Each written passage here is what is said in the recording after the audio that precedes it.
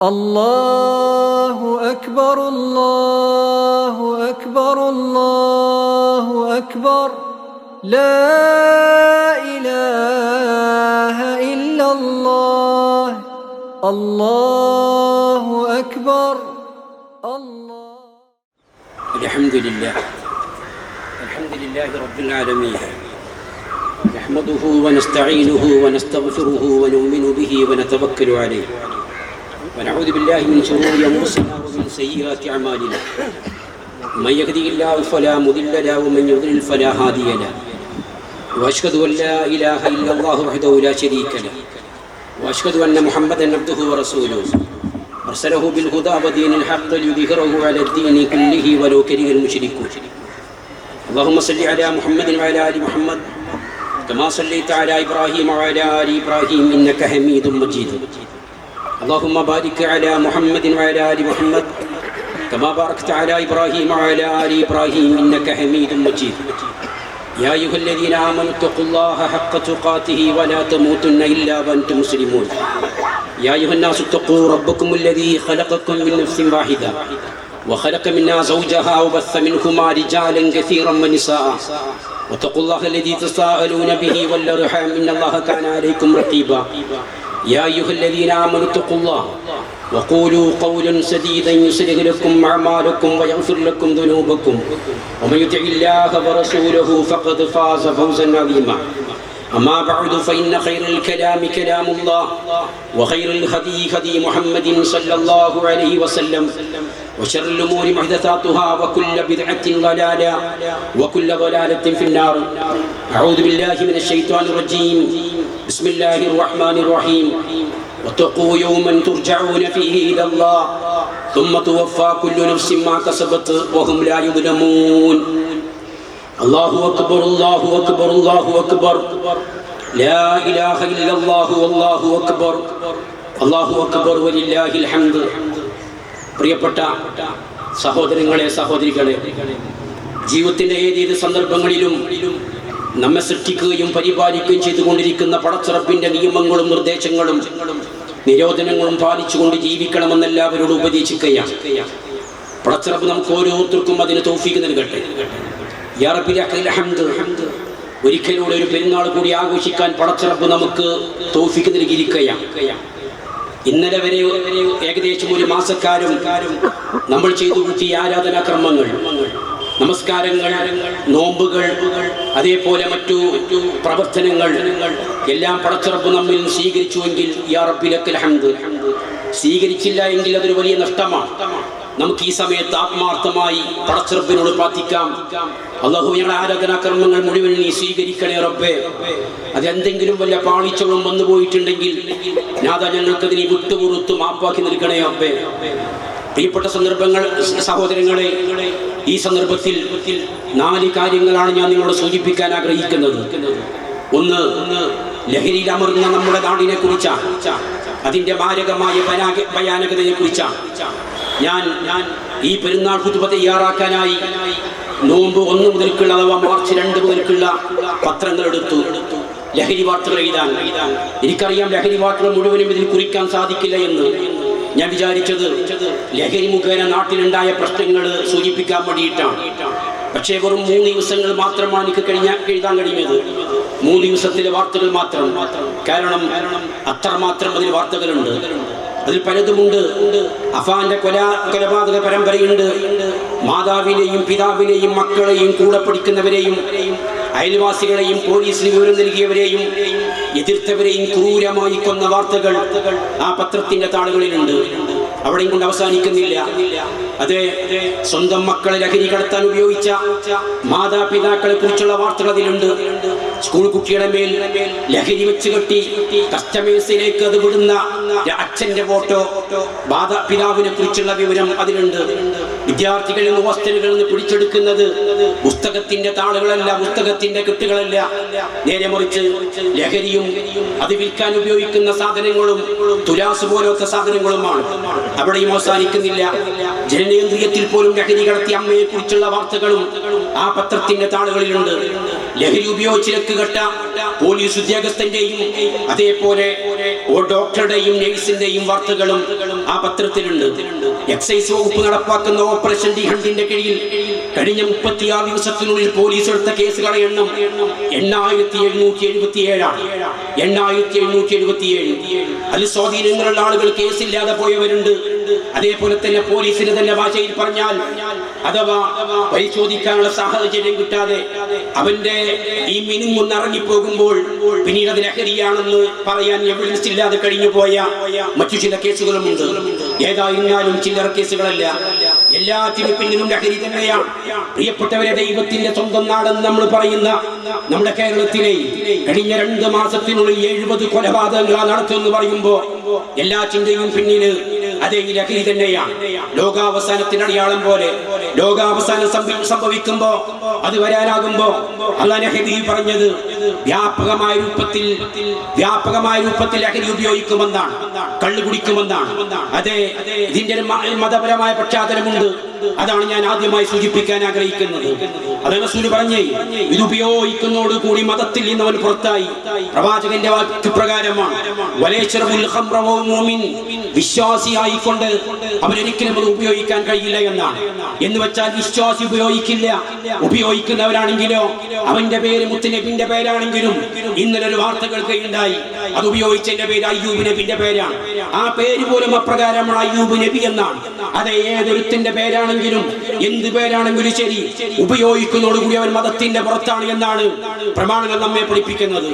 അതേപോലെ പേരെന്ത് വിളിച്ചാലും അല്ലാഹു ഹബീബിന്റെ ഒരു വാക്കുണ്ട്, ലോകാവസാനമാകുമ്പോ ആളുകൾ ഇത് ഉപയോഗിക്കും, പക്ഷെ അതിന് ആ പേരല്ല വിടുക എന്ന മറ്റു പേരുകളായിരിക്കും അവർ വിളിക്കുക. അതെ, എന്ത് പേര് വിളിച്ചാലും അതിന്റെ ഡോസ് എത്ര കൂടിയാലും കുറഞ്ഞാലും ശരി, അത് മാരകമാണ്, അത് ഹറാമാണ്, നിഷിദ്ധമാണ്. അതെ പ്രിയപ്പെട്ടവരെ, ലഹരി എന്ന് പറയുന്ന ലഹരി ഉപയോഗം മനുഷ്യരെ ഇഞ്ചിഞ്ചായി കൊല്ലും. തുടക്കം ഒരു ഹരത്തിനായിരിക്കും, ഹീറോയിസത്തിന്, അല്ലെങ്കിൽ കൂട്ടുകൂടാൻ. തന്നെ എന്റെ കൂട്ടുകാര് കൂട്ടില്ല എന്ന് കാണുമ്പോ അവർ ഉപയോഗിക്കുന്ന സാധനം ഉപയോഗിക്കാൻ വേണ്ടിയായിരിക്കും ഇവന് ശ്രമിക്കുക. പക്ഷേ ശേഷം ഒഴിവാക്കാനാവാത്ത വിധം അടിമയായിത്തീരും. MDMA എന്ന് പറയുന്ന രാസലഹരി ഉണ്ടല്ലോ, അതെ, അത് ഒരു പ്രാവശ്യം മാത്രം ഉപയോഗിച്ചാൽ പിന്നീട് ഒരിക്കലും ഒഴിവാക്കാൻ കഴിയാത്ത രൂപത്തിൽ അതിനടിമയാകുമെന്നുള്ളത് അതുമായി ബന്ധപ്പെട്ട ആളുകൾ പറയുന്നു. തലച്ചോറിലെ നാഡീവ്യൂഹങ്ങളെ തീർച്ചയായും ബാധിക്കും. അതിനാൽ ഓർമ്മശക്തി ഇദ്ദേഹത്തിന് ഉണ്ടാവില്ല, ചിന്താശേഷി ഉണ്ടാവില്ല. അതെ, ഇതുമായി ബന്ധപ്പെട്ട ആളുകൾ പറയുന്നത് ഇനി അത് നിർത്തിയാലും അതിന്റെ ആഘാതങ്ങൾ ഉണ്ടാകുമെന്നാണ്. മനുഷ്യന്റെ കണ്ണിന്റെ കാഴ്ച മങ്ങിപ്പോകും. കാരണം എന്താണെന്ന് അറിയുമോ, വെളിച്ചത്തെ തിരിച്ചറിഞ്ഞ് കണ്ണിലെ ഞരമ്പുകളെ പ്രവർത്തന നിയന്ത്രണം തെറ്റുന്നതാണ് ഇതിന് കാരണം. അവന്റെ കണ്ണിന്റെ കൃഷ്ണമണി വലുതാവുമെന്നാണ്. ഇതോടെ ഇല്ലാത്ത കാര്യങ്ങൾ ഉണ്ടെന്നും ഉള്ളതില്ലെന്നും തോന്നും, കാണാത്തത് കാണും, ഇല്ലാത്തത് കേൾക്കും. ഹാലൂസിനേഷൻ എന്നാണ് അവസ്ഥക്ക് പറയുക എന്നാണ്. അതുകൊണ്ടാണ് ആ മനുഷ്യൻ അക്രമാസക്തനാകുന്നത്. അതുകൊണ്ടാണ് നീ യുദ്ധം നടത്തുന്നത്. അതുകൊണ്ടാണ് നമ്മൾക്കറിയില്ല ആരോടാണ് അവൻ സംസാരിക്കുന്നത്, എന്താണ് അവൻ ചെയ്യുന്നത് എന്ന്. ലഹരി ഉപയോഗിക്കുന്നയാൾ ചെയ്യുന്ന കാര്യങ്ങളെ കുറിച്ച് നമുക്കറിയാത്തത് കൊണ്ടാണ്. അത് അവന്റെ പല്ലുകൾക്ക് തേയ്മാനങ്ങൾ ഉണ്ടാകും. താടിയെല്ലുകൾ മുറുക്കി പിടിക്കുന്നതിനാലും പല്ലുകൾ കടിച്ചു പിടിക്കുന്നതിനാലും പല്ലുകൾക്ക് തേയ്മാനം സംഭവിക്കും. ഇനി അത് ഉപയോഗിക്കുന്നതോ പുകയാണെങ്കിൽ അത് നമുക്കറിയാം, മനുഷ്യന്റെ ശ്വാസകോശം എന്ന് പറയുന്നത് ഒരു സ്പോഞ്ച് പോലുള്ള സാധനമാണ്. അത് പെട്ടെന്ന് മരിക്കും. ശ്വാസകോശത്തിലെ കോശങ്ങൾക്കും രക്തക്കൊയിലുകൾക്കും കേടുപാടുണ്ടാകും. അതിനാൽ വിട്ടുമാറാത്ത ചുമ, കഫം എന്നിവ ഉണ്ടാകും. ഉത്കണ്ഠ, മാനസിക അസ്വസ്ഥത, ഭയം ആദി എന്നിവ അധികമായി ഉണ്ടാകും. അതിനാൽ അവന് വിശ്രമം, ഉറക്കവും ഉണ്ടാകില്ല. 4 ദിവസം വിശ്രമിക്കാനാകാത്തൊരു മനുഷ്യന്റെ അവസ്ഥയെ കുറിച്ച് ആലോചിച്ച് നോക്കൂ നിങ്ങൾ. 2 പ്രാവശ്യം ഉറങ്ങാൻ സാധിക്കാത്തൊരു മനുഷ്യന്റെ അവസ്ഥ, അതാണ് ഈ ലഹരി ഉപയോഗിക്കുന്നയാൾക്കുള്ളത്. തീർന്നില്ല, നാഡീകോശങ്ങൾ നശിക്കുന്നതിനാൽ പ്രായമായവനുണ്ടാകുന്ന അൽസൈമേഴ്സ് രോഗം, അപസ്മാരം എന്നിവ ഈ മനുഷ്യനുണ്ടാകും ചെറുപ്പത്തിൽ തന്നെ. തീർന്നില്ല, ഹൃദയത്തിനകത്ത് ഫംഗസ് ബാധയുണ്ടാകും, ഹൃദയമിടിപ്പ് കുറക്കും, രക്തം പമ്പ് ചെയ്യുന്നത് പെട്ടെന്ന് കുറയും, ഉയർന്ന രക്തസമ്മർദ്ദം കാരണം രക്തസ്രാവം ഉണ്ടാകും, രക്തം കട്ട പിടിക്കും, ഹൃദയാഘാതം ഉണ്ടാകും, ഹൃദയത്തിലേക്ക് രക്തവും ഓക്സിജനും എത്തിക്കുന്ന ധമനികൾ ഉണ്ടല്ലോ, ആ ധമനികൾ ചുരുങ്ങിപ്പോകും. അത് അവനുണ്ടാകുന്ന മറ്റൊരു രോഗമാണ് കരൾ ക്യാൻസർ എന്ന് പറയുന്നത്. സിറിഞ്ച് ഉപയോഗിക്കുമ്പോൾ വൈറസ് തന്റെ ഭാര്യയിലേക്കും അല്ലെങ്കിൽ തന്റെ പങ്കാളിയിലേക്കും കുഞ്ഞുങ്ങളിലേക്കും അത് പകരും. ലൈംഗിക താല്പര്യമില്ലാതെയാകും. ബീജസങ്കലന ശേഷിയും ബീജത്തിന്റെ ഗുണനിലവാരവും കുറയും. അതുകൊണ്ടാണ് ഈ സംബന്ധമായി ക്ലാസ് എടുക്കുന്ന ഒരാളുടെ ക്ലാസ് കേൾക്കാൻ ഞാൻ കേൾക്കുകയുണ്ടായി. അദ്ദേഹം പറഞ്ഞത് ലഹരി ഉപയോഗിക്കുന്ന പുതിയ തലമുറ കല്യാണം കഴിക്കരുത് എന്നാണ്. കാരണം എന്തെങ്കിലും ന്യൂനതയില്ലാത്തൊരു കുട്ടി ആ ജീവിതത്തിൽ ഉണ്ടാകില്ല എന്നാണ്. ഒന്നാലോചിച്ച് നോക്കൂ നിങ്ങൾ. എല്ലാവരും ഇതിന്റെ ആളുകളായി മാറിയാൽ അടുത്ത തലമുറയുടെ അവസ്ഥ എന്തായിരിക്കും? എല്ലാവർക്കും ന്യൂനതയുള്ള മക്കളാണ്. കാരണം എന്ത്? അതെ, അത് ലഹരി ഉപയോഗിക്കുന്ന മുഖേനയാണ്. അതെ, വിശപ്പ് കുറയുക, രുചിക്കുറവുണ്ടാവുക, ഭാരം കുറയുക, ഛർദി തുടങ്ങിയ ആമാശയ രോഗങ്ങളും ഇത് മുഖേന ഉണ്ടാകും. അലർജി കാരണം തൊലിയിൽ മുറിവുകൾ ഉണ്ടാകും. തൊലി അവൻ മാന്തി പൊടിക്കും. അതെ, കരൾ, ശ്വാസകോശം, വായ, തൊണ്ട ഭാഗങ്ങളിൽ ക്യാൻസർ ഉണ്ടാകും. കാരണം ക്യാൻസർ ഉണ്ടാക്കുന്ന കാർബൺ മോണോക്സൈഡും അമോണിയ തുടങ്ങിയ ലഹരിയിലുണ്ട് എന്നുള്ളത് കൊണ്ടാണ്. അകാല വാർദ്ധക്യം. ഞാൻ ഈ വിഷയം പഠിക്കാൻ വേണ്ടി ശ്രമിച്ചപ്പോഴേ എന്റെ അറിവിന്റെ അടിസ്ഥാനത്തിൽ ഈ അകാല വാർദ്ധക്യം എന്ന് പറയുന്നത് ലോകത്ത് കണ്ടുവരുന്നത് ലഹരി ഉപയോഗിക്കുന്ന ആളുകൾ മാത്രമാണ് എന്നുള്ളൊരു യാഥാർത്ഥ്യമാണ്. അതെ, സിറിഞ്ച് മുഖേന HIV പകരും. നോക്കൂ നിങ്ങൾ, 10 പേർക്ക് AIDS സ്ഥിരീകരിച്ചത് അങ്ങ് അമേരിക്കയിലെ ഏതെങ്കിലും മൂലയിലല്ല, ബോംബെയിലെ ചുമതലകളിലുമല്ല. നേരെ മറിച്ച് മലപ്പുറം ജില്ലയിലെ വളാഞ്ചേരി എന്ന് പറയുന്ന സ്ഥലത്താണെന്ന് പറയുമ്പോ ഇതിന്റെ ഗൗരവം പ്രിയപ്പെട്ടവരെ നമ്മൾ ഉൾക്കൊള്ളേണ്ടതുണ്ട്. അതെ, അതിനാൽ രോഗപ്രതിരോധ ശേഷി ഇല്ലാത്തതിനാൽ ഇഞ്ചിഞ്ചായി മനുഷ്യൻ മരണത്തിലേക്ക് നടന്നിരിക്കുകയാണ് എന്ന് വേദന പറയേണ്ട ആവശ്യമില്ല, കുതുബ കേൾക്കേണ്ട ആവശ്യമില്ല. അതൊരു പരമ യാഥാർത്ഥ്യമാണ് എന്നുള്ളത് നമ്മൾ മനസ്സിലാക്കേണ്ടതാണ്. ഇവിടെയാണ് ഇസ്ലാമിന്റെ സ്റ്റേറ്റ്മെന്റ്. അല്ലാഹു ഹബീബിന്റെ വാക്യപ്രകാരമാണ്. അതെ, എല്ലാ തിന്മകളുടെയും മാതാവാണെന്നാണ്. അതിനേക്കാൾ ഒരു വാക്കിനി അത് സംബന്ധമായി പറയേണ്ടതില്ല. അതുണ്ടാക്കുന്ന കുടുംബ, സാമൂഹിക, വൈവാഹിക പ്രശ്നങ്ങൾ എന്ന് പറയുന്നതോ ഒരു ഖുതുബയിലൂടെ പറഞ്ഞു തീർക്കാൻ കഴിയാത്തതാണ്. പണം കിട്ടണം അവര്, ഉപയോഗിക്കുന്നവര് പണത്തിനായി എന്തൊക്കെ ഇതായ്മകളാണ് ചെയ്യുന്നത്. മോഷണം, തന്റെ വീട്ടിലുള്ള സാധനങ്ങൾ പുറക്കി വിൽക്കുക, പിടിച്ചുപറി നടത്തുക, അല്ല കൊല്ലേണ്ടി വന്നാൽ കൊല്ലും ചെയ്യുക. അവിടെയാണ് ഇസ്ലാമിന്റെ വാക്കവിടെയാണ്. അതെല്ലാ തിന്മകളുടെയും ചാവിയാണ്, എല്ലാ വേണ്ടാത്തരങ്ങളുടെയും താക്കോലാണ്. അതെ, അത് ഏതിനമാണെങ്കിലും അല്ലാഹുവിന്റെ ഹബീബിന്റെ വാക്യപ്രകാരമാണ്. കുല്ലു മുസ്കിൻ ഹറാം. ലഹരി ഉണ്ടാക്കുന്ന ഏതൊരു സാധനവും ഹറാമാണ്. അതെമ്മാണെങ്കിലും മിത്താണെങ്കിലും പൊടിയാണെങ്കിലും കല്ലാണെങ്കിലും ശരി. ആധുനിക സമൂഹം ഇന്ന് അതിന് വിളിക്കുന്ന പേരുകൾ അങ്ങനെയാണ്. അതാണെങ്കിലും ശരി, ഏതാണെങ്കിലും ലഹരി ഉണ്ടാക്കുന്നതാണോ അതെല്ലാം നിഷിദ്ധമാണ്, അതെല്ലാം ഹറാമാണ്. ഡോസ് കൂടിയതാണെങ്കിലും കുറഞ്ഞതാണെങ്കിലും കൂടുതലാണെങ്കിലും കുറഞ്ഞതാണെങ്കിലും ശരി.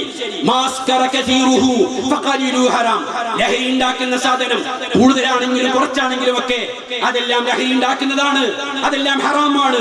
അതേ പ്രിയപ്പെട്ടവരെ, ഇതിന്റെ പരിഹാരം എന്ന് പറയുന്നത് അതാണ്. ഈ സംസാരത്തിന്റെ പ്രസക്തി അതാണ്, ഈ ഇരുത്തത്തിന്റെ പ്രസക്തി അതാണ്. ഞാനൊരു മറ്റൊരു അമുസ്ലിമിന്റെ ക്ലാസ് ഞാൻ കേൾക്കാനിടയായി. മറ്റൊന്നുമല്ല, അദ്ദേഹം പറയുന്നത് ഇതിന്റെ പരിഹാരം എന്ന് പറയുന്നത് മതവിദ്യാഭ്യാസം നൽകലാണെന്നാണ്.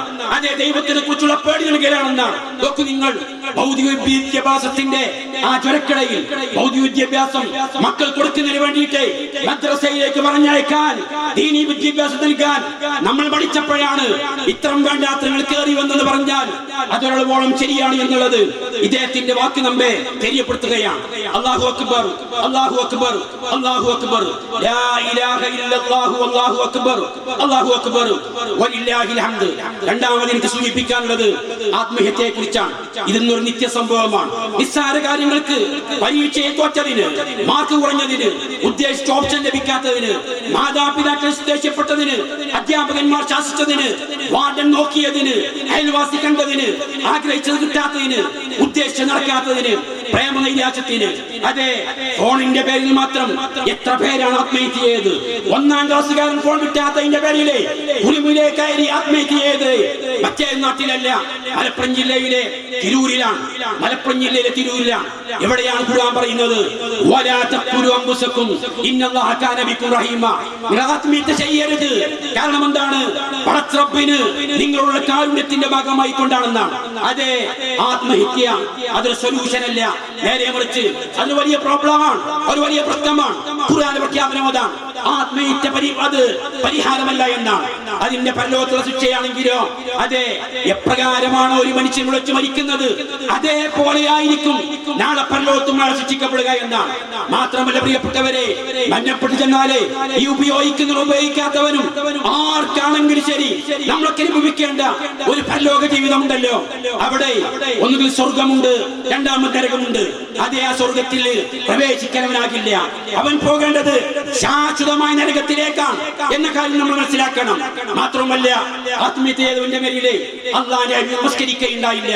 അല്ലാഹു അക്ബർ, അല്ലാഹു അക്ബർ, അല്ലാഹു അക്ബർ, ലാ ഇലാഹ ഇല്ലല്ലാഹു അല്ലാഹു അക്ബർ, അല്ലാഹു അക്ബർ വലില്ലാഹിൽ ഹംദ്. മൂന്നാമത് എനിക്ക് സൂചിപ്പിക്കാനുള്ളത് പ്രണയവുമായി ബന്ധപ്പെട്ട കാര്യമാണ്. പ്രിയപ്പെട്ട എന്റെ പെൺമാരെ, പ്രിയപ്പെട്ട എന്റെ പെൺകുട്ടികളെ, 18 വയസ്സ് തികയാൻ കാത്തിരുന്ന് തികയുന്ന അന്ന് മറ്റൊരുത്തന്റെ കൂടെ ചാടുന്നതിനല്ല പ്രേമം എന്ന് പറയുന്നത്. അത് നിന്നെ സ്നേഹിക്കുന്ന നിന്റെ ബാപ്പയെ ചതിക്കലാണ്, നിന്റെ ഉമ്മനെ വഞ്ചിക്കലാണ്, നിന്റെ സഹോദരനെയും സഹോദരിയെയും ഇല്ലാതെയാക്കലാണ്. മോളെ പ്രണയിക്കണം. ആരെന്നറിയുമോ? നിന്നെ പടച്ച ഇത്ര വരെ നിന്നാക്കിയില്ലേ ഈ സൗകര്യങ്ങളാ ചെയ്യുന്ന നിന്റെ റബ്ബിനെ, നിന്റെ ഹബീബിനെ, പ്രവാചകനെ. നിന്റെ ബാപ്പയെ നിനക്ക് വേണ്ടി എല്ലാം സഹിച്ച നിന്റെ ബാപ്പയെ നീ ഒന്ന് വരാതിരുന്നാൽ കണ്ണുനീര് കണ്ണുകൾ കൊണ്ട് നിന്നെ കാത്തിരിക്കുന്ന മാതാവില്ലേ, ആ മാതാവിനെയാണ് നീ പ്രേമിക്കേണ്ടത്, ആ മാതാവിനെയാണ് നീ സ്നേഹിക്കേണ്ടത്. അതല്ലാതെ ഇന്നലെ കണ്ടവനെയല്ല, ലഹരിക്കടിമയായവനല്ല, കൂടെ പഠിക്കുന്നവനെയല്ല, വഴിയിൽ കണ്ടവനെയല്ല, മിസ്കോൾ അടിച്ചവനെയല്ല. അതെ പാടില്ലാത്തതാണ്, നിഷിദ്ധമാണ്, നീചവൃത്തിയിലേക്ക് എത്തിക്കുന്നതാണ്. പ്രേമവിവാഹം 99% വിജയിച്ചിട്ടില്ല, വിജയിക്കുകയുമില്ല, വിജയിക്കാതിരിക്കുകയും ചെയ്യട്ടെ. അല്ലാഹുമ്മ ആമീൻ. അവസാനം എല്ലാവരെയും നിനക്ക് ആവശ്യമായിട്ട് വരും. പക്ഷേ അപ്പോഴേക്കും നിന്റെ ബാപ്പ കരൾ പൊട്ടി മരിച്ചിട്ടുണ്ടാകും, അപ്പോഴേക്കും നിന്റെ ഉമ്മ അദ്ദേഹത്തെ എന്തെങ്കിലും മരിച്ചിട്ടുണ്ടാകും. അതിനാൽ മാതാപിതാക്കളെ കണ്ണീര് കുടിപ്പിച്ച മക്കൾ ഇരുലോകത്തും വിജയിക്കയില്ല, രക്ഷപ്പെടില്ല. അല്ലാഹു അക്ബർ, അല്ലാഹു അക്ബർ, അല്ലാഹു അക്ബർ വലില്ലാഹിൽ ഹംദ്. പ്രിയപ്പെട്ടവരെ, അവസാനിപ്പിക്കുകയാണ്. നമുക്ക് മരിക്കണം. ഈ ലോക ജീവിതമല്ല പ്രധാനപ്പെട്ടത്, മരണമാണ്. അല്ലാഹുവിന്റെ ഹബീബ് പഠിപ്പിച്ചതുപോലെ അല്ലാഹുമ്മ ലാ ഐശ ഇല്ലാ ഐശുൽ ആഖിറ, പരലോക ജീവിതമല്ലാത്ത മറ്റൊരു ജീവിതമില്ല എന്നുള്ളത്. മരണം അനിവാര്യമാണ്, ശേഷമുള്ള ജീവിതം പ്രയാസമാണ്, ഖബർ യാഥാർത്ഥ്യമാണ്, വിചാരണ സത്യമാണ്, സിറാത്ത്, തുലാസ്, സ്വർഗ്ഗം, നരകം എല്ലാം അനുഭവിക്കാനുള്ളതാണ്. അതെ, ഖുർആനിൽ വാക്കുണ്ട്, എല്ലാവരും മരിക്കും, മരണത്തിന്റെ ടേസ്റ്റ് അനുഭവിക്കും എന്നാണ്. മരിക്കുമെന്നല്ല, മരണത്തിന്റെ ടേസ്റ്റ് അനുഭവിക്കും. പ്രിയപ്പെട്ടവരെ, ഏത് ലഹരി ഉപയോഗിക്കുന്നവരാണെങ്കിലും ആ ടേസ്റ്റ് സഹിക്കാൻ, ആ വേദന സഹിക്കാൻ ഒരാൾക്കും സാധ്യമല്ല. അതുകൊണ്ടാണ് ഖുർആൻ പറഞ്ഞത് നിങ്ങൾ മരിക്കുമെന്നല്ല, മരണത്തിന്റെ രുചി നിങ്ങൾ ആസ്വദിക്കുമെന്നാണ്. പിന്നെ എല്ലാവരും നിങ്ങൾ എന്നിലേക്ക് മടക്കപ്പെടുമെന്നാണ്. ആ വാക്കിൽ പ്രിയപ്പെട്ടവരെ എല്ലാം ഉണ്ട്. നാം ഇതുവരെ പറഞ്ഞത് എല്ലാം അതിലുണ്ട്. അതെ, പോയി കിടക്കേണ്ട ഒന്നാമതായി ഖബറില്ല, ആ ഖബർ ഇടുങ്ങുമെന്നാണ് അല്ലാഹു റസൂൽ പറഞ്ഞത്. ഖബറിൽ കൊണ്ടുപോയി വെച്ചാൽ ആ ഖബറും ഇടുങ്ങും. വാരിയലുകൾ പൊട്ടുന്ന ശബ്ദം മനുഷ്യനല്ലാത്ത ശിക്ഷാജാലങ്ങൾ കേൾക്കുമെന്നാണ്. ഉത്തരവ് പറഞ്ഞു, ഏതെങ്കിലും ഒരാൾ ആ ഖബറിന്റെ ഇടുങ്ങിൽ രക്ഷപ്പെടുകയാണെങ്കിൽ രക്ഷപ്പെടുമായിരുന്നു. പക്ഷേ സയ്യിദ് പോലും രക്ഷപ്പെട്ടില്ല. ഒന്നാ ഖബർ ഇങ്ങോട്ട് പിടിച്ചു, എന്നിട്ട് ഒന്നങ്ങോട്ട് വിട്ടു എന്നാണ്. അതിനാൽ വിചാരണ കൃത്യമാവും. സിറാത്തിന് വലിച്ചു താഴിടാനുള്ള കൊളുത്തുകൾ സിറാത്തിനുണ്ടെന്നാണ് ഉത്തരവിന്റെ വാക്കതാണ്. അതിന് ചില കൊളുത്തുകളുണ്ട്. ആ കൊളുത്തുകളെ നരകത്തിന്റെ മുകളിലാണ് ഈ സിറാത്ത് വെച്ചിട്ടുള്ളത്. ആര് കളിയാക്കിയാലും ആര് വലിയസിച്ചാലും ശരി, അതിന്റെ മുകളിലാണുള്ളത്. നടന്നു പോകുമ്പോ ഈ കൊളുത്തുകൾ വലിക്കുകയാണ്. അതെ, വിചാരണ കൃത്യമാണ്, സിറാത്ത് വലിച്ചു താഴിടുമെന്നുള്ള ഉറപ്പാണ്. അങ്ങനെ വന്നാലേ മോശമായ മനുഷ്യനെ മരിപ്പിക്കുമ്പോ അതെ റബ്ബിന്റെ മാലാക്കമാര് പറയുന്ന ഒരു പറച്ചിലുണ്ട്, അല്ലാഹുവേ ഇവന്റെ ആത്മാവിനെ പിടിക്കാൻ നീ എന്നെ ഏൽപ്പിക്കല റബ്ബേ. ഇത്ര മോശമായ ആത്മാവാരുടേതാണ്. ആ ആത്മാവുമായി റബ്ബിന്റെ മാലാക്കമാരെ ആകാശലോകത്തേക്ക് കയറി പോകുമ്പോ അവര് പറയുമത്രേ, ഇത്ര മോശമായ ആത്മാവാരുടേതാണ്. പ്രിയപ്പെട്ടവരെ, ആ പറയുന്നതിന് നമ്മൾ ഉണ്ടാകരുത്. എന്റെ ജനാസയെ കൊണ്ടുപോകുമ്പോ മാലാക്കമാർ കൂടെ വരണം. അതേപോലെ തന്നെ അതിന്റെ കൂടെ ചെന്നിട്ട് ആകാശത്തിന്റെ കവാടം തുറക്കാൻ വേണ്ടി പറയുമ്പോ തുറന്നു കൊടുക്കില്ല എന്നാണ്. എന്നിട്ട് അവസാനമായി അവന്റെ കാര്യങ്ങൾ അവിടെ സിജ്ജിയിൽ രേഖപ്പെടുത്തിയതിനു ശേഷം ഒരേറുണ്ട് എന്നാണ്.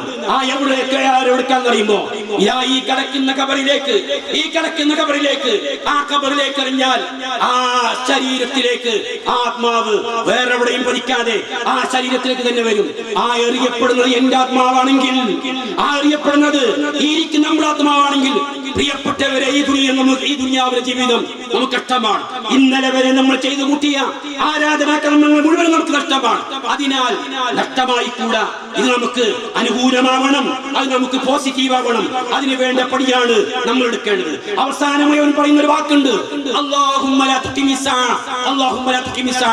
അല്ലാഹുവേ, ഖിയാമത്ത് നാൾ ഉണ്ടാക്കല്ലേ റബ്ബേ, ഖിയാമത്ത് നാൾ സംഭവിക്കല്ലേ എന്ന നാം അങ്ങനെ പറയേണ്ടവരല്ല. നാം പറയേണ്ടത് അല്ലാഹുവേ, ഖിയാമത്ത് നാൾ ഉണ്ടാക്കണേ, എത്രയും പെട്ടെന്ന് ഉണ്ടാക്കണേ. കാരണം എന്താണ്? എനിക്ക് എന്റെ കുടുംബത്തിലേക്ക് മടങ്ങണം, എനിക്ക് എന്റെ സമ്പത്തിലേക്ക് മടങ്ങണം. അങ്ങനെ പറയുന്ന ആൾക്കാരുമുണ്ട്. അതിലാണ് പ്രിയപ്പെട്ടവർ നമ്മൾ ഉണ്ടാകേണ്ടത്. അതിനാൽ നമുക്ക് രക്ഷപ്പെടണം, നമുക്ക് രക്ഷപ്പെടുത്തണം, നാം വിജയിക്കണം, നമുക്ക് വിജയിപ്പിക്കണം. അല്ലാഹു അക്ബർ, അല്ലാഹു അക്ബർ, അല്ലാഹു അക്ബർ, ലാ ഇലാഹ ഇല്ലല്ലാഹു അല്ലാഹു അക്ബർ, അല്ലാഹു അക്ബർ, വലില്ലാഹിൽ ഹംദ്. അല്ലാഹുവേ, ഈ പെരുന്നാളിന്റെ കർമ്മങ്ങളെ ഞങ്ങളിൽ നിന്ന് നീ സ്വീകരിക്കണേ റബ്ബേ. അല്ലാഹുവേ, അറിഞ്ഞും അറിയാതെയും ചെറുതും വലുതും രഹസ്യമായും പരസ്യമായും ഞങ്ങളുടെ പക്കൽ സംഭവിച്ചു പോയ എല്ലാ തെറ്റുകുറ്റങ്ങളും ഞങ്ങൾക്ക് ഓരോരുത്തർക്കും നീ വിട്ടുപുറത്തു മാപ്പാക്കി നൽകണേ അല്ലാഹ്. നരകശിക്ഷയിൽ നിന്നും ഖബർശിക്ഷയിൽ നിന്നും ഞങ്ങൾ ഓരോരുത്തരെയും നീ കാത്തുരക്ഷിക്കണേ റബ്ബേ. അല്ലാഹുവേ, സന്തോഷത്തോടുകൂടി ഈ ദിയാഹിൽ ഞങ്ങൾ ഒരുമിച്ച് കൂടിയതുപോലെ നാളെ നിന്റെ ജന്നാത്തുൽ ഫിർദൗസിൽ നിന്റെ അമ്പിയാക്കന്മാരുടെയും മൗലിയാക്കന്മാരുടെയും സ്വാലിഹീങ്ങളുടെയും ശുഹദാക്കളെയും കൂടെ ഇതേപോലെ ഒന്നിച്ചിരിക്കാനുള്ള മഹാസൗഭാഗ്യം ഞങ്ങൾക്ക് ഓരോരുത്തർക്കും നീ നൽകണേ റബ്ബേ. അല്ലാഹുവേ, പ്രയാസങ്ങൾ അനുഭവിക്കുന്ന ആൾക്കാരുണ്ട്, അവിടെ പ്രയാസങ്ങൾ നീ ദൂരീകരിക്കണേ റബ്ബേ. രോഗം കൊണ്ട് പ്രയാസപ്പെടുന്ന ആൾക്കാരുണ്ട്, അവിടെ രോഗങ്ങൾക്ക് നീ ശമനം നൽകണേ റഹ്മാനെ. അല്ലാഹുവേ, ഫലസ്തീനിന്റെ മക്കൾ റഹ്മാനുർ റഹീമുമായ നാഥാ, ഫലസ്തീനികളെ നീ സഹായിക്കണേ റബ്ബേ, ഫലസ്തീനികളെ നീ സഹായിക്കണേ റബ്ബേ, ഫലസ്തീനികളെ നീ സഹായിക്കണേ റബ്ബേ. അല്ലാഹുവിന്റെ മരണങ്ങളെയും രക്തസാക്ഷിത്വത്തിന്റെ പ്രതിഫലം അവർക്ക് നീ നൽകണേ റഹ്മാനെ. അല്ലാഹുവേ, ആ മക്കളെ നീ സഹായിക്കണേ റബ്ബേ. അവരുടെ ശത്രുക്കളാരായിരുന്നാലും അവരെ നീ പരാജയപ്പെടുത്തുകയും ചെയ്യണേ റഹ്മാനെ. അല്ലാഹുവേ, നോമ്പുകൾ ഞങ്ങൾക്ക് നീ ആവർത്തിക്കണേ റബ്ബേ, പെരുന്നാളുകൾ ആവർത്തിക്കണേ റബ്ബേ. ഞങ്ങളുടെ പക്കൽ സംഭവിച്ചു പോയ എല്ലാ തെറ്റുകുറ്റങ്ങളും ഞങ്ങൾക്ക് ഓരോരുത്തർക്കും നീ വിട്ടുപുറത്തു മാപ്പാക്കി നൽകണേ റബ്ബേ. അല്ലാഹുവേ, ഞങ്ങൾ പ്രാർത്ഥിക്കാൻ ആവശ്യപ്പെട്ട ഒരുപാട് സഹോദരങ്ങളും സഹോദരികളും ഉണ്ട്. നാദാ, അവിടെ സദുദ്ദേശങ്ങളെല്ലാം നീ നിറവേറ്റി കൊടുക്കണേ റബ്ബേ, അവിടെ സദുദ്ദേശങ്ങൾ നിറവേറ്റി കൊടുക്കണേ റബ്ബേ. അല്ലാഹുവേ, ദുനിയാവിലും പരലോകത്തും ഞങ്ങളെ നീ വശളാക്കല്ലേ റബ്ബേ, ഞങ്ങളെ നീ വശളാക്കല്ലേ റബ്ബേ. അല്ലാഹു, ഞങ്ങളെ നീ വശളാക്കല്ലേ റബ്ബേ. അല്ലാഹു, ഞങ്ങളുടെ കുടുംബത്തിനെ, ഞങ്ങളുടെ മക്കളെ മുത്തഖീങ്ങൾക്ക് നീ ഇമാമീങ്ങളാക്കണേ റബ്ബേ. അല്ലാഹു, ഞങ്ങൾക്ക് നീ പുറത്തു തരണേ റബ്ബേ. ഇനിയും ഇതേപോലെ ഈദ്ഗാഹ് ഒരുമിച്ചുള്ള തൗഫീഖ് ഞങ്ങൾക്ക് ഓരോരുത്തർക്കും നൽകണേ റബ്ബേ. ഞങ്ങളിൽ മരണപ്പെട്ടു പോയ മാതാപിതാക്കൾ, ഭാര്യമാർ, ഭർത്താക്കന്മാർ, സഹോദരങ്ങൾ, സഹോദരികൾ എന്ന് വേണ്ട ഈ മഹല്ലിലെ ഓരോ മുസ്ലിമിനും ഓരോ മുസ്ലിമത്തിനും നാദാ നീ പുറത്തു കൊടുക്കണേ റബ്ബേ. അല്ലാഹുവേ, നീ പുറത്തു കൊടുക്കണേ റബ്ബേ. അല്ലാഹു, നീ പുറത്തു കൊടുക്കണേ റബ്ബേ. അല്ലാഹുവേ, ഞങ്ങളുടെ തെറ്റുകുറ്റങ്ങളെല്ലാം ഞങ്ങൾക്ക് നീ പുറത്തു തരികയും മരിക്കുന്ന സന്ദർഭത്തിൽ ലാ ഇലാഹ ഇല്ലല്ലാഹ് എന്ന സാക്ഷ്യവാക്യം ഉച്ചരിച്ചുകൊണ്ട് നിന്നെ കണ്ടുമുട്ടാനുള്ള മഹാസൗഭാഗ്യം ഞങ്ങൾക്ക് ഓരോരുത്തർക്കും നീ നൽകണേ റബ്ബേ. അല്ലാഹുവേ, ഇസ്സത്തുള്ള മുസ്ലിങ്ങളായി ജീവിക്കാനും മരിക്കുന്ന സന്ദർഭത്തിൽ ലാ ഇലാഹ ഇല്ലല്ലാഹ് എന്ന സാക്ഷ്യവാക്യം ഉച്ചരിച്ചുകൊണ്ട് സന്തോഷത്തോടു കൂടി നിന്നെ കണ്ടുമുട്ടാനുള്ള മഹാസൗഭാഗ്യം ഞങ്ങൾക്ക് ഓരോരുത്തർക്കും നീ നൽകണേ റബ്ബേ. അല്ലാഹുമ്മ ഗ്ഫിർ ലിൽ മുഅ്മിനീന വൽ മുഅ്മിനാത്ത് വൽ മുസ്ലിമീന വൽ മുസ്ലിമാത്ത് അൽ അഹ്യാഇ മിൻകും വൽ അംവാത് ഇന്നക മുജീബു ദഅവാതി യാ ഖാദിൽ ഹജാത്. റബ്ബനാ ആതിനാ ഫിദ് ദുനിയാ ഹസന വഫിൽ ആഖിറതി ഹസനതൻ വഖിനാ അദാബൻ നാർ. റബ്ബനാ തഖബ്ബൽ മിന്നാ ഇന്നക അൻതസ് സമീഉൽ അലീം വതുബ് അലൈനാ ഇന്നക അൻതത് തവ്വാബുർ റഹീം. ആമീൻ ആമീൻ ആമീൻ ബിറഹ്മതിക യാ അർഹമർ റഹീമീൻ. വസല്ലല്ലാഹു അലാ നബിയിനാ മുഹമ്മദിൻ വഅലാ ആലിഹി വസഹ്ബിഹി അജ്മഈൻ. ഞാൻ പറഞ്ഞത് ഇൻഷാ അല്ലാഹ് എല്ലാവരും വിളിച്ചു. ബിസ്മില്ലാഹ്. بسم الله الرحمن الرحيم الحمد لله رب العالمين الصلاة والسلام على رسول الله وعلى آله وصحبه أجمعين. ലഹരി വ്യക്തിയെയും കുടുംബത്തെയും നാടിനെയും നശിപ്പിക്കുന്ന ശത്രുവാണ്. എല്ലാ ലഹരികളും പൈശാചികവും മ്ലേച്ഛവുമാണ്. മയക്കുമരുന്ന്, മദ്യം തുടങ്ങിയ എല്ലാ ലഹരികൾക്കുമെതിരെ ഞാൻ ശക്തമായി പ്രതികരിക്കും. ലഹരി കൊണ്ട് നാടിനെ നശിപ്പിക്കുന്നവർക്ക് ഞാൻ കൂട്ടുനിൽക്കില്ല. എൻ്റെ കുടുംബത്തിൽ ആരും ലഹരി ഉപയോഗിക്കുകയോ ഉപയോഗിക്കുന്നവരുമായി ചങ്ങാത്തം കൂടുകയോ ചെയ്യില്ല. ലഹരിയിൽ നിന്നും യുവതലമുറയെയും നാടിനെയും രക്ഷിക്കാൻ എന്നെക്കൊണ്ട് കഴിയുന്നതെല്ലാം ഞാൻ ചെയ്യുമെന്നും പ്രതിജ്ഞ ചെയ്യുന്നു. വസല്ലല്ലാഹു അലാ നബിയിനാ മുഹമ്മദിൻ വഅലാ ആലിഹി വസല്ലം അജ്മഈൻ. അസ്സലാമു അലൈക്കും വറഹ്മത്തുള്ളാഹി വബറകാതുഹു.